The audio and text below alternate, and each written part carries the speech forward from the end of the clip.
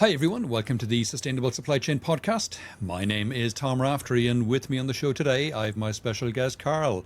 Karl, welcome to the podcast. Would you like to introduce yourself? Yes, thank you, Tom. Thank you for the introduction. Great to be on the podcast and be invited as a guest. Karl McDermott, I'm the Chief SaaS Officer of DeltaTrak, a California, Pleasanton-based company focusing on cold chain logistics. Okay.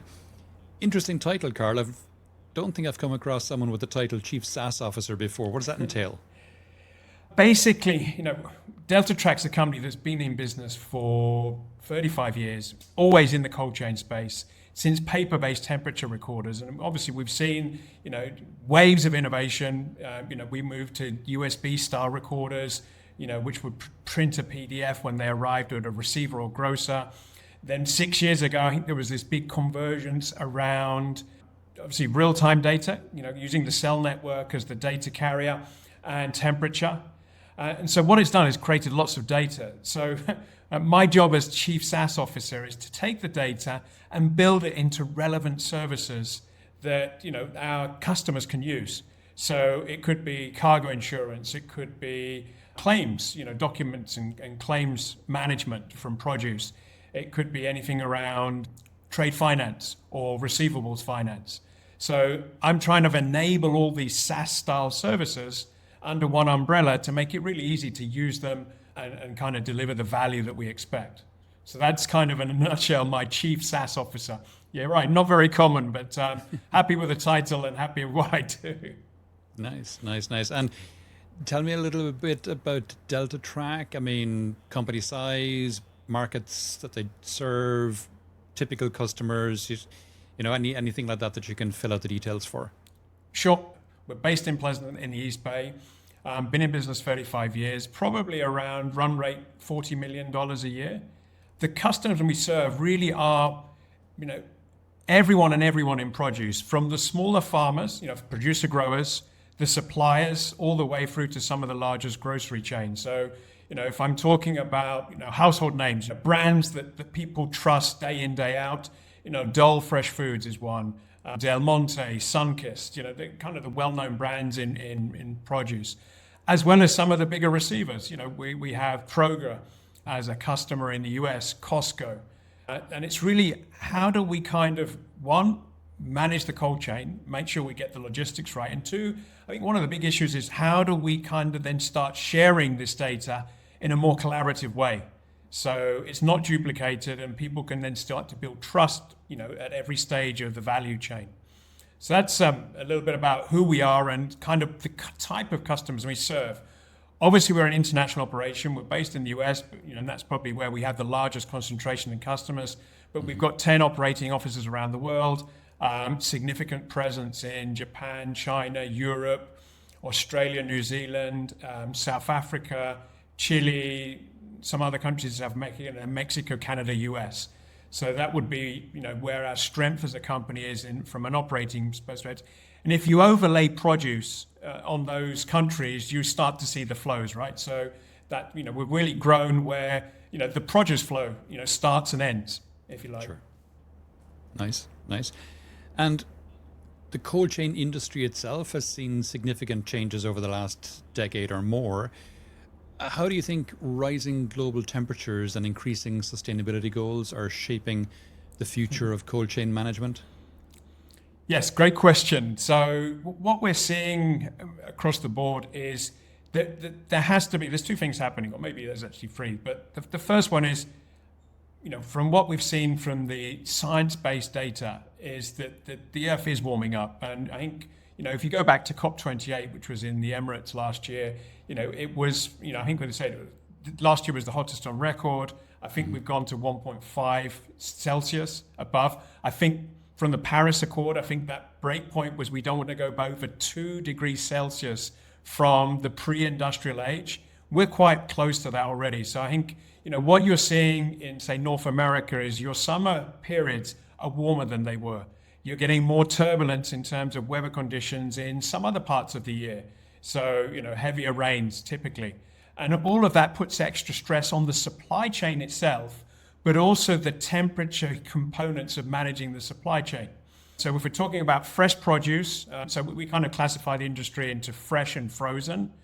Fresh produce is probably the most at risk there because it has to be handled within a very specific tolerance in order to go through all those stages of the supply chain and end up, at a grocer with a consumer being delighted by the product. What we're seeing, science-based data, is temperature change is happening. We can see it, and we need to do a better job then of actually managing the cold chain.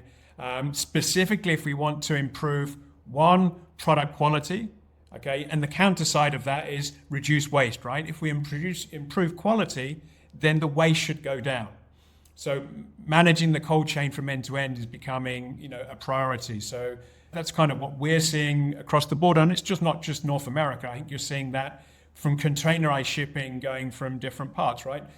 We've seen the Panama Canal drying out. We've seen some of the issues in the Middle East. That's adding maybe 2 weeks, 3 weeks to journey times. Again, all of that needs to be factored in now on what you're doing with your reefer settings, which is either on the truck or on a container, the critical part of managing your produce from end to end.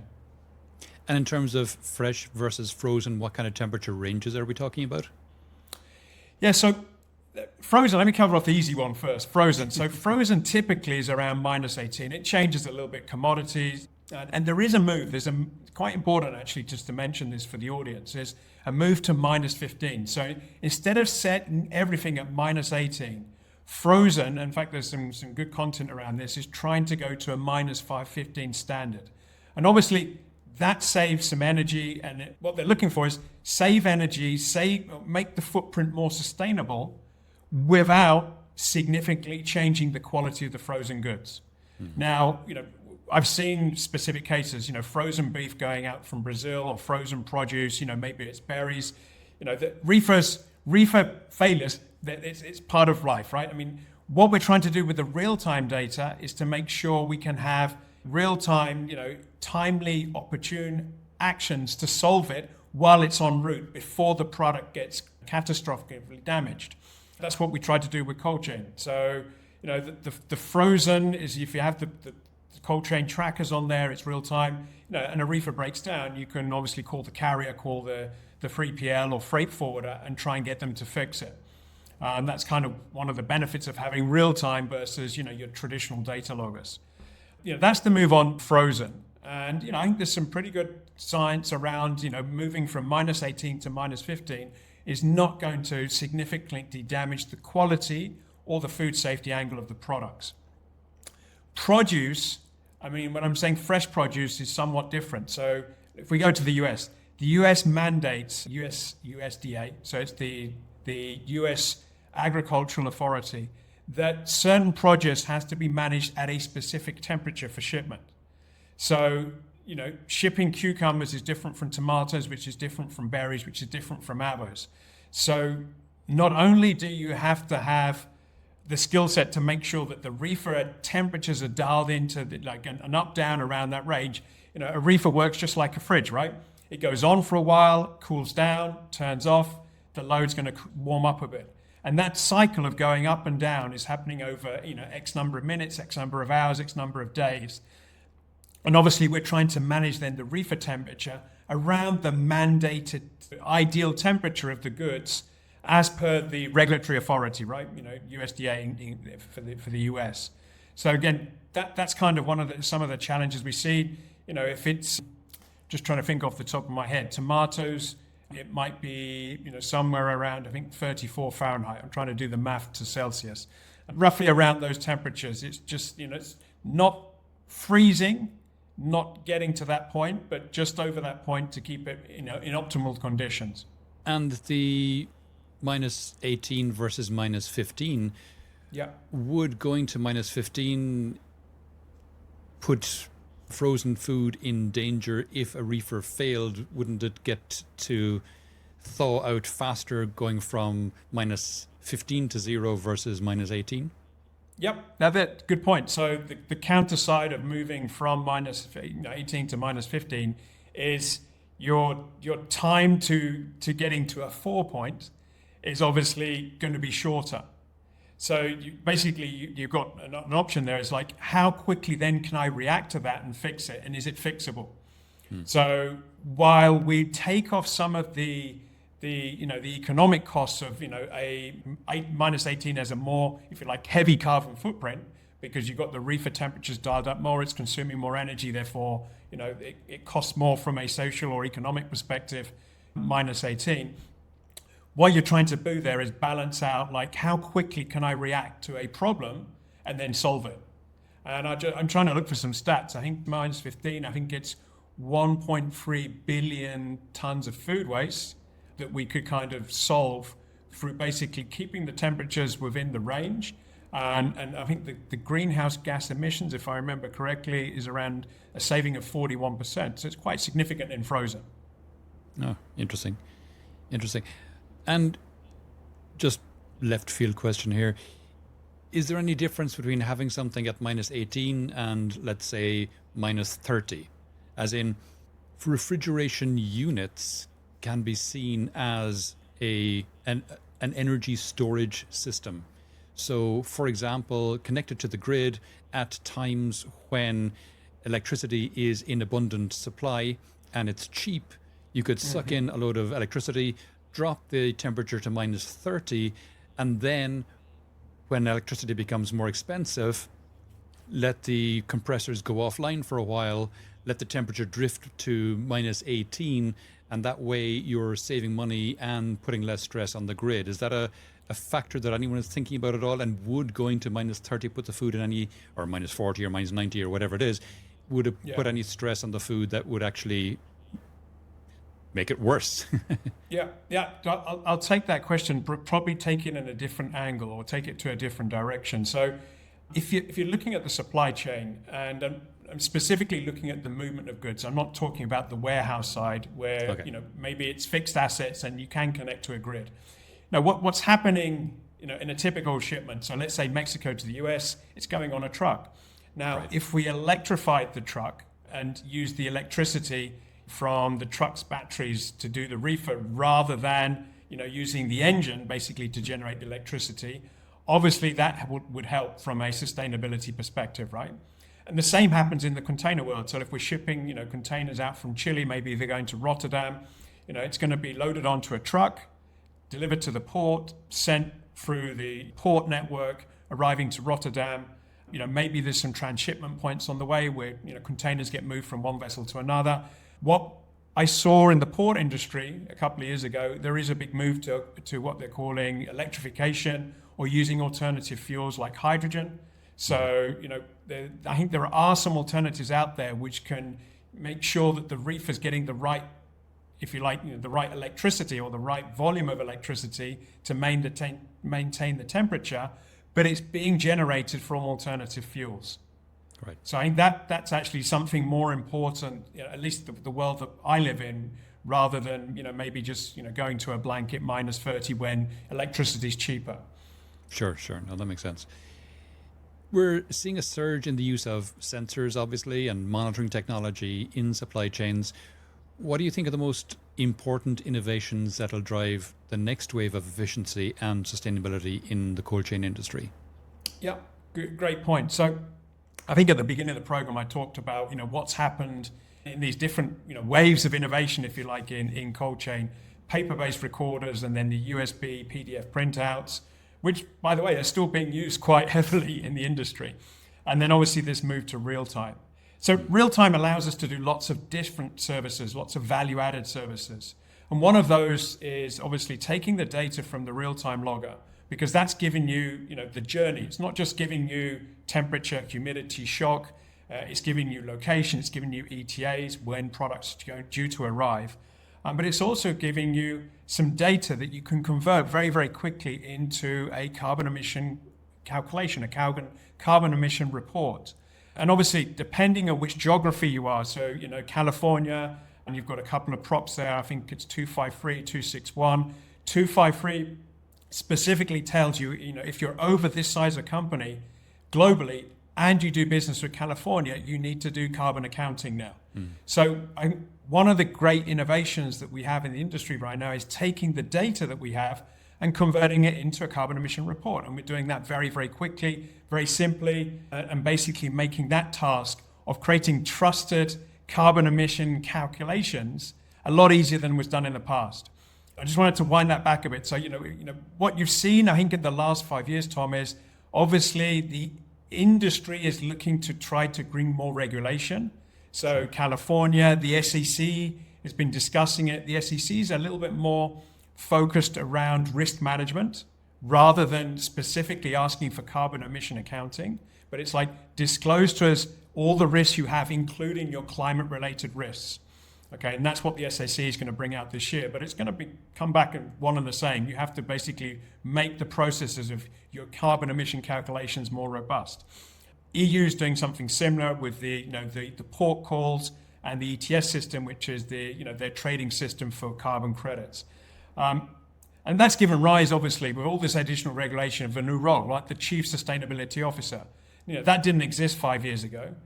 So we're trying to make his or her life a lot easier because what they're doing today in their sustainability reports or ESG reports is they have an Excel and they have a macro, and they're saying, well, we've got 10,000 shipments a year. The average is this. This is the consumption of a truck. This is the consumption of a container vessel. Here's your calculation.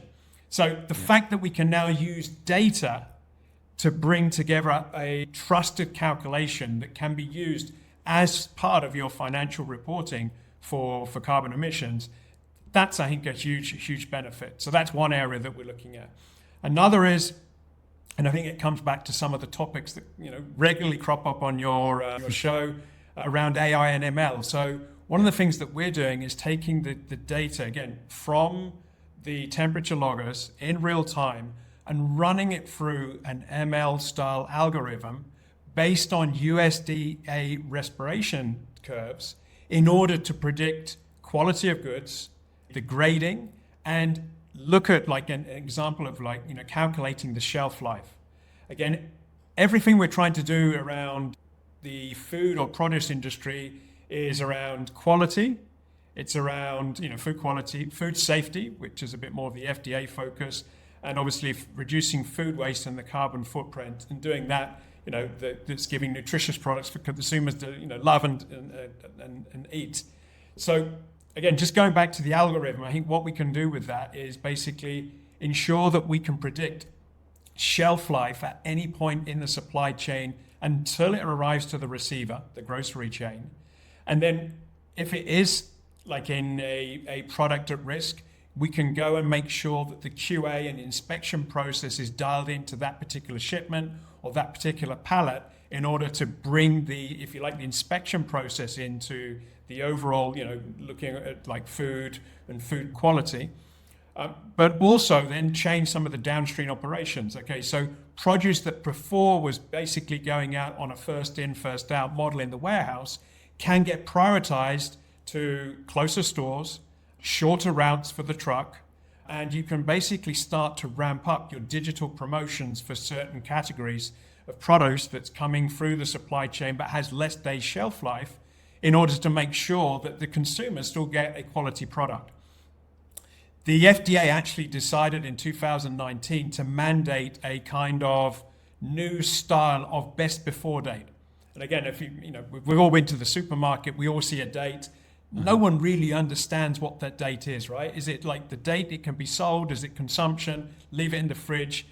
So what they've tried to do is, in the FDA, is it's peak quality up until this date. So you're going to get a standardized quality of produce up until this date, and that's part of the consumer education we're also doing to ensure that consumers also understand how long produce can actually be stored for safely in the fridge before it's going to a waste. And going back to your question, there's a couple of examples around how we're using the data in order to drive new services, around sustainability, carbon emission reporting, around shelf life and obviously the best before used by dates. Other ones are in the financial sphere, so we're working with Marsh globally. They're taking our data and traditional loss rates and then using it to create a new profile, risk profile for either the shipper or the receiver. And based on that, then they're looking at maybe adjusting terms. So if you're a company that can prove in the trade lanes that you're operating that historically you've got very low temperature exceptions and low claims, you should get a better rate or better terms than a company that's basically shipping the same but has maybe double the loss rates. And we can see this on trade lanes. There's quite a big difference in terms of loss rates on trade lanes and also by carriers on the maritime side. So again, we think there's some big opportunities to, again, use the data to unlock new services that we can now give some additional benefits and value add to our customers. And I think the same applies to produce finance. I won't call it trade finance. I think it's more specific around factoring. So again, we see a lot of that, Mexico to the US, for example. So, if you're working with a big receiver, they're going to pay you 90, 120 days. Small companies, small farmer, producer growers, they want to get the cash pretty quickly. So factoring again is a good tool. And again, what we can do is use the data to tell the story that products were delivered on time to the right place at the right delivery window and in premium quality. And that makes it easier then for the financial institutions to basically do the factoring part and get cash back to the farmer quicker so they can continue to invest in the next season. Sure. Yep. Obviously, food waste is a huge issue globally with huge implications for both sustainability and profitability. Yeah. What strategies do you think the cold chain industry should adopt to minimize waste while maintaining product quality? Yeah, great question. I think it's actually, if you're talking about sustainability and then you join, food waste, I think that's the elephant in the room, right? What can we do? The key thing there is to look at the different parts of the, if you like, the ag food chain, from the producer grower to the supplier. Maybe there's a broker involved, and then obviously onto the receiver. And we really need to help develop strategies in order to kind of optimize the chain from end to end and bring value to each of those activities, and obviously then to each of the companies that put resources in the activities to get an output, right? So, what we're trying to do at each of those stages is to reduce the percentage of food loss. And okay, obviously the bigger part that we all see and obviously we experience is at the grocery side, right? So, the grocery chain, again, 30 to 40% of all food coming through, that supply chain is typically going to be wasted. If we can make an impact, 5% impact, in terms of like net and above, so bring it down to maybe, 25% over the next 5 years, that's a huge benefit. Not just from the economic side, from the consumer side, but obviously from the environmental side. Right? Less food's going into landfill, and obviously putting food into landfill is probably the worst thing you can do, because then it starts to decompose and creates methane. So there's a double effect there. So the 5%, can feed more people. We can do it with maybe less supply chain activity, but we can also reduce some of the methane coming off landfill. So the sensors then can actually be used in each of those steps. But one of the challenges then is to make sure that you get that end-to-end picture of who produced the goods, where was it farmed, packed, cooled, who shipped it, which warehouse received it, and then sent on to stores and consumers. So again, getting that overall picture is quite difficult to do today. One of the things in the industry that's kind of critical is FISMA 204. This is, again, a new piece of legislation just for the USA, which is focused around traceability. It really talks back to food safety as much as anything.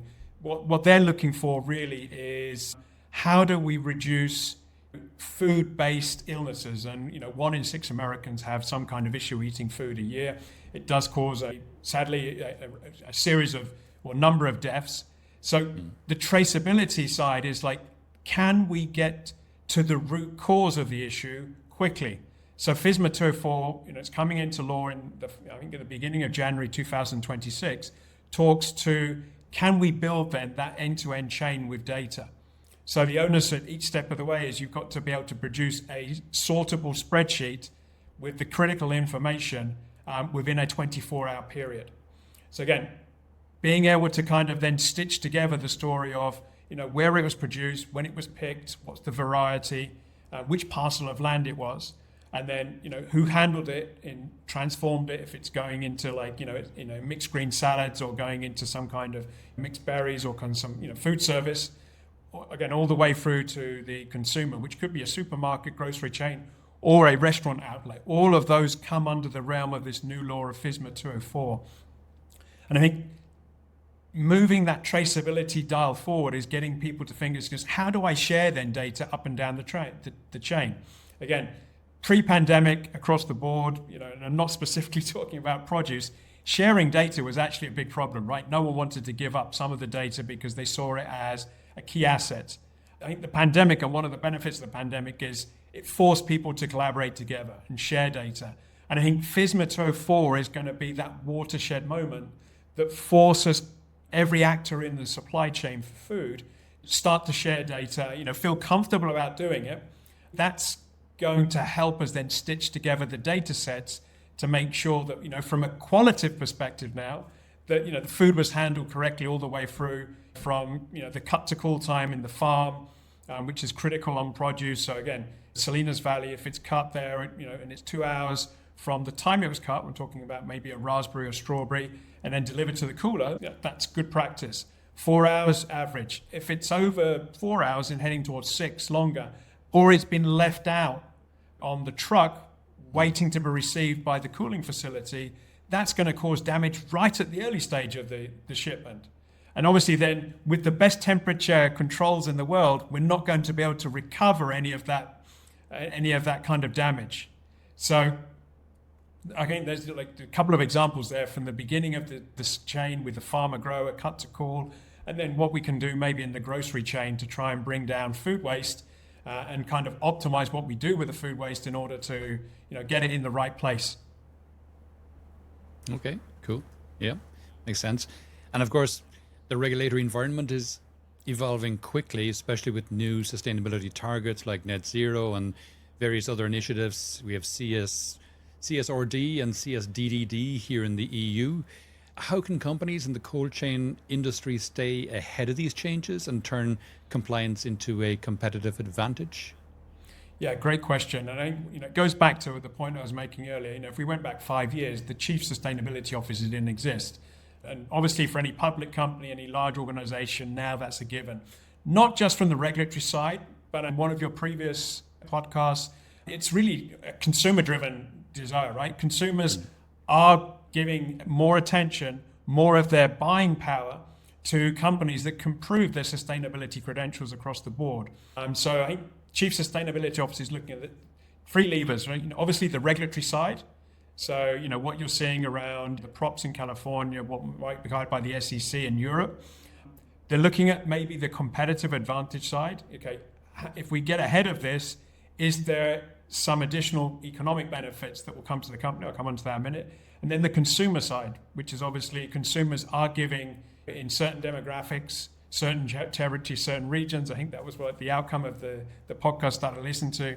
Companies who can prove their sustainability credentials, not just carbon emission reduction, if it's produce, tell more of that local story or talk about the provenance of goods, which farm it was on, making sure that modern slavery or safe places to work is being incorporated in basically people going out on the fields and picking produce or going to the greenhouse and doing the same. And obviously, certain geographies, I think, again, going back to your point in Europe, that produce hasn't been grown on deforest land. So that's another kind of set of sustainability. Going back to that middle one then, which is the competitive advantage, what you're seeing around digitization, and digitization has to be what underpins this move towards less food waste, more sustainable, less carbon emissions. And obviously we're trying to get produce that gets into the hand of consumers in optimal condition. But digitization should be able to do that at a lower price point. So again, one of the things that we've seen again since the pandemic is the ability to share data over API. So the fact that now we can share some of our data between the receiver, like a Kroger, and also the supplier, and they're seeing the same data sets, is something that probably didn't happen 5-6 years ago. So we're not having a massive team of back office staff that are sharing this over email.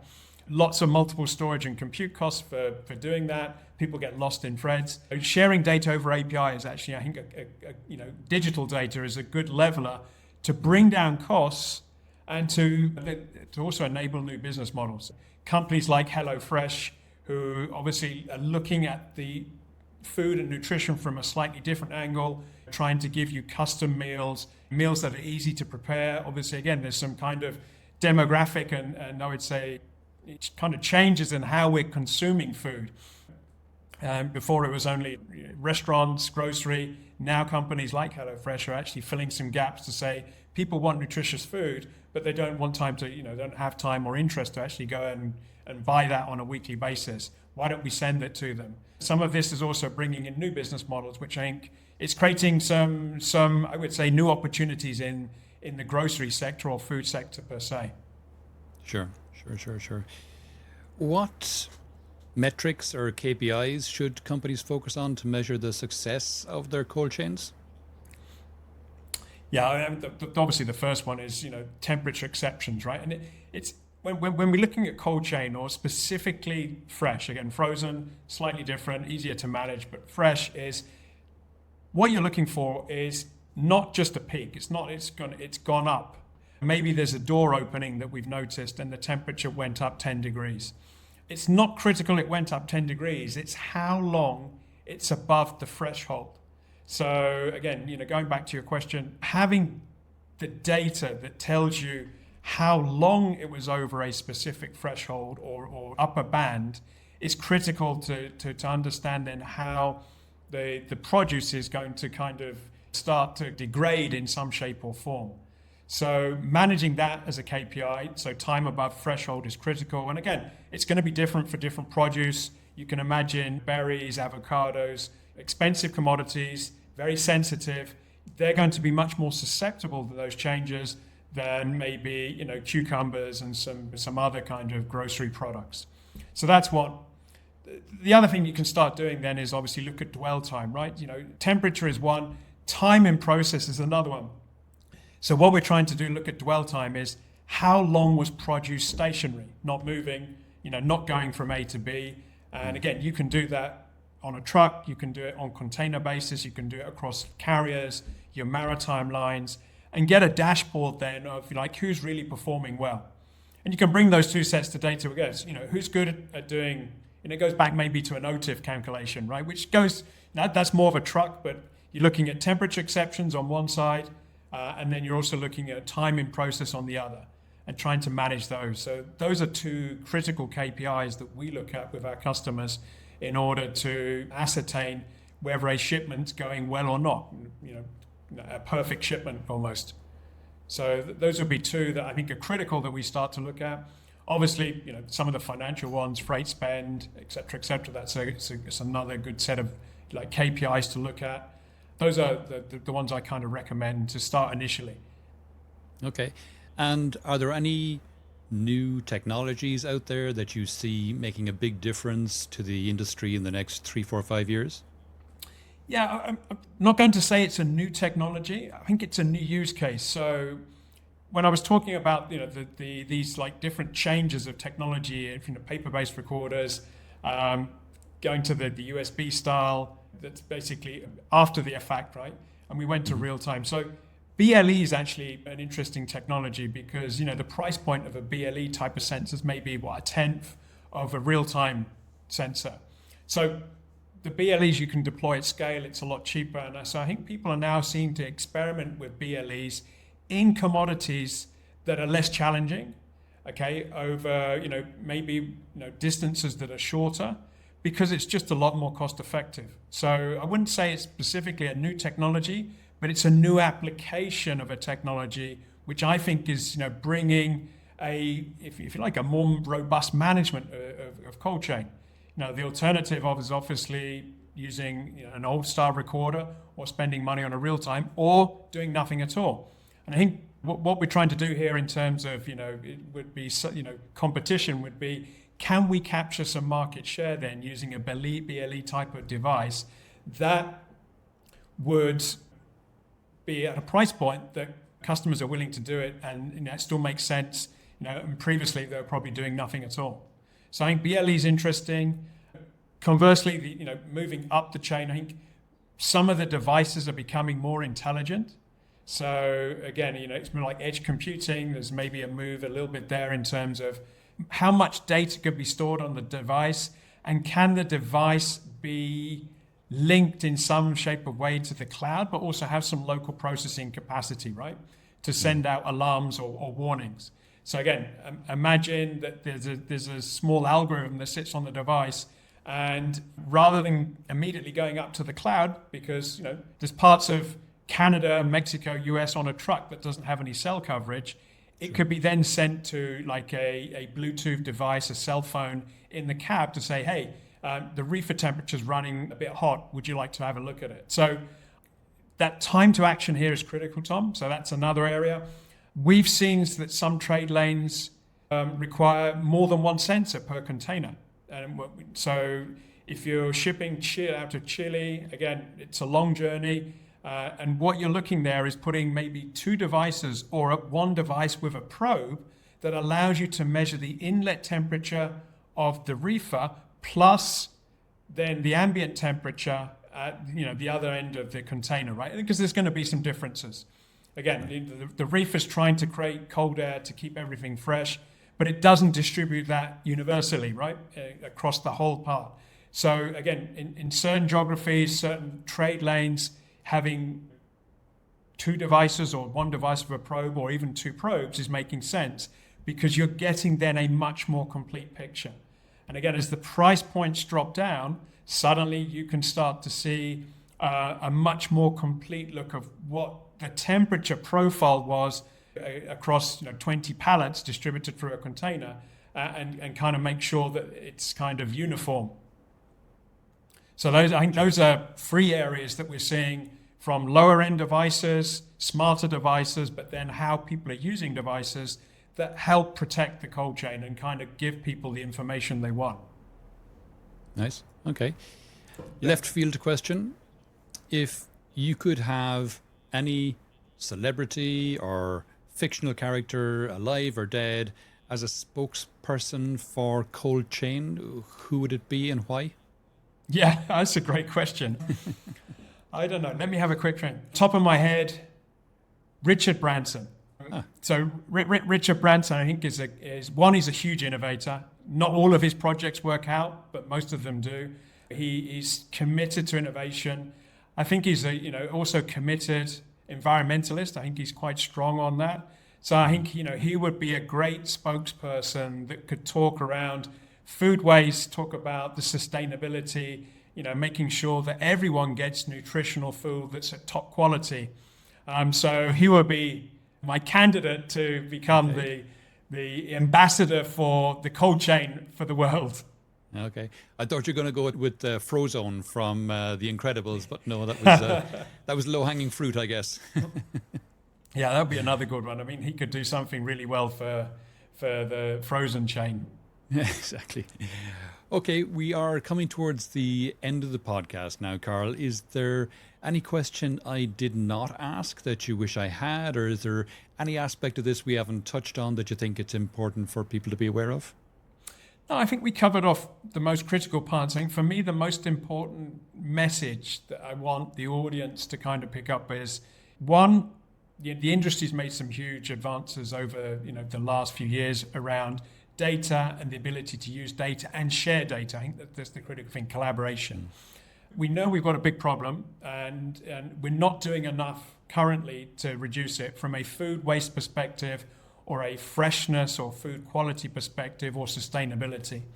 So I think now we need to start to use the data and use it to an advantage of not just all the ecosystem participants, but the wider good, in order to kind of reduce food waste, improve sustainability and carbon emission reporting, and obviously get the kind of produce and products that people, nutritional produce and products that people are going to eat. So if we can leave with that message, I think it's something that the audience should kind of pick up on, and hopefully could be a follow-on topic for someone else to kind of enhance and build on. Nice, great. Super, Karl. If people would like to know more about yourself or Any of the topics we discussed on the podcast today, where would you have me direct them? Yep, and the best place to contact me is obviously at my LinkedIn. So it's Karl McDermott at LinkedIn. You should be able to find my profile. Anything around the company, go to the DeltaTrak website, DeltaTrak.com. Those will be the best two forums. We are active in kind of many of the trade events. So again, if you're in the food or produce industry and you just want to drop by, shoot the breeze, talk some ideas, come to the stand as well. But those will be the best three places to reach out, either LinkedIn, the website, or at a trade show. Happy to chat and converse. Superb. Great. Karl, that's been fascinating. Thanks a million for coming on the podcast today. Yep. Thank you, Tom. It's been a pleasure. And hopefully, the audience gets some great value of some of the questions and topics we've discussed together on the call.